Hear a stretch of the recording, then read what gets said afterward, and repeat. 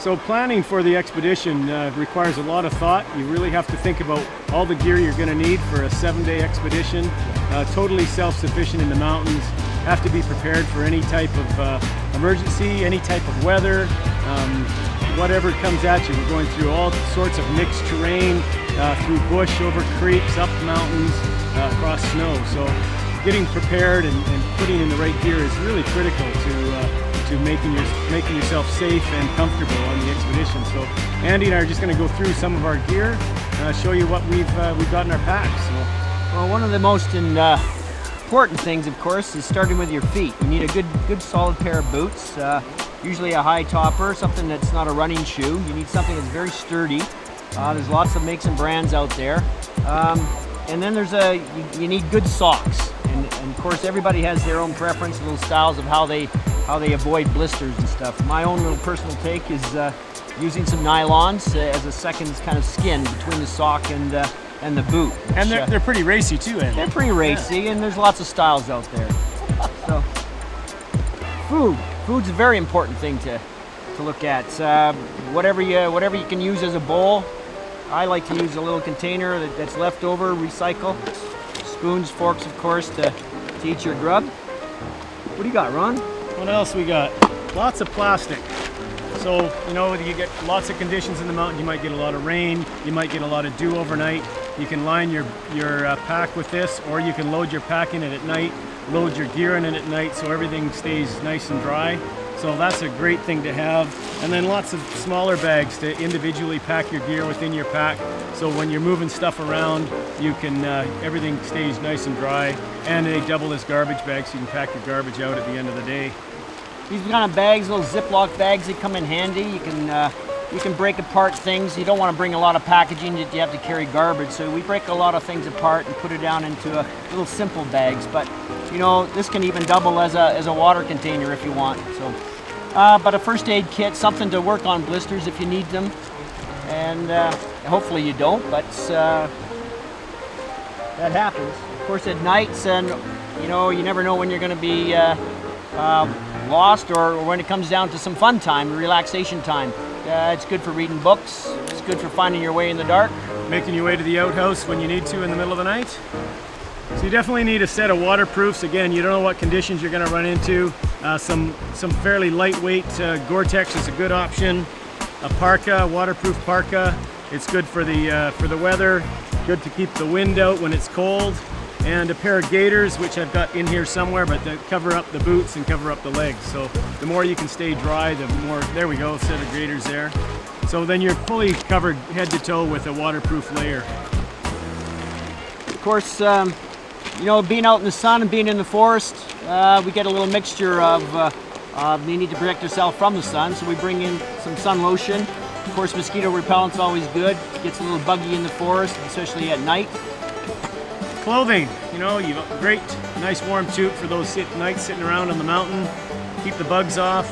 A pair of hiking shorts and a pair of pants, just so you've got options for wear. A nice fleece warm layer to go underneath your outside layer. A lighter layer, and then you know, a lightweight hiking shirt. So you need layering's really important to get you know, different. You can clothe yourself to different conditions coming up. Water bottles a must.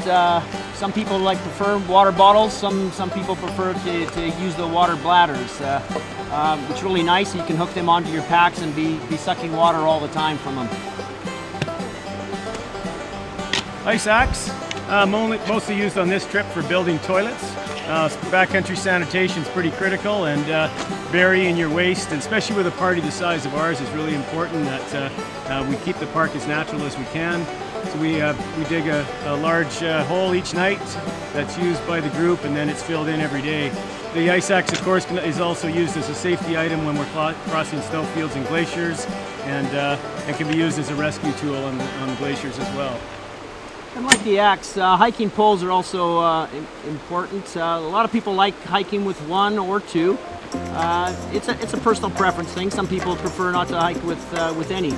But it helps you with balance. It helps you. It keeps your arms moving all the time too. It keeps them from getting numb, especially with heavy packs and stuff. It keeps your balance. Expandable ones that you can put up and down and use them or not is always a good idea. Critical for comfort in the backcountry is the old TP, of course. Don't leave home without it, and bring enough so you don't have to borrow from your friends. Some of the guys in the expedition are charging up to $1 a sheet, so. We also have on the expedition, since we've got a lot of people, we wanted to be covered off for emergencies. So we brought two-way radios for communication in case the group splits up. And for dire emergencies, we have a satellite phone that we can call out on if we need to get out.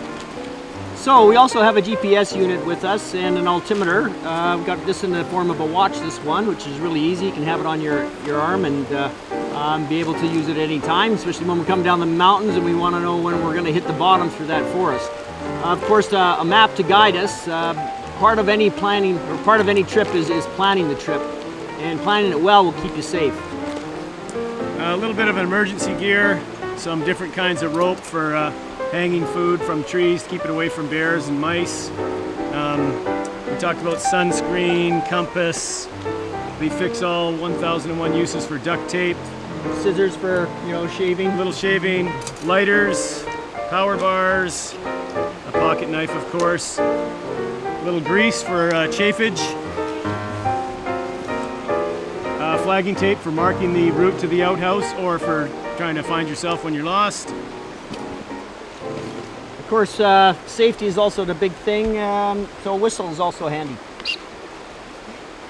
Personal gear, toothbrush, extra contacts, ibuprofen, anything you're going to need for a week for your kind of personal hygiene, your glasses, whatever. So you need your little personal kit. Sleeping bags are, of course, a must. They can range. I mean, it's also all personal preference of what level of a sleeping bag you want and what it's made of. But the biggest thing to remember is warmth and bulk. So usually the warmer they are, the bulkier they are. So it's good to have something that might be just fit right in between. This particular bag here is good for -7. It's nice and light, and it packs down into next to nothing. Takes very little room up in a pack. And of course, fuel, a funnel. We have a kitchen set up across the way where we've got a stove, pots, all the things we need to cook all the meals we need for the entire trip. You got to plan all your food out: breakfast, lunches, dinners, snacks, drinks. So lots of food prep and thought going into that. While we're waiting at night, of course, we have a book. The nice thing about camp books is that you can share them. So we're into one today where somebody was ahead, I took the front end, and we'll read that through. And of course, camera. Can't go home without all your memories from your trip. Packing a camera.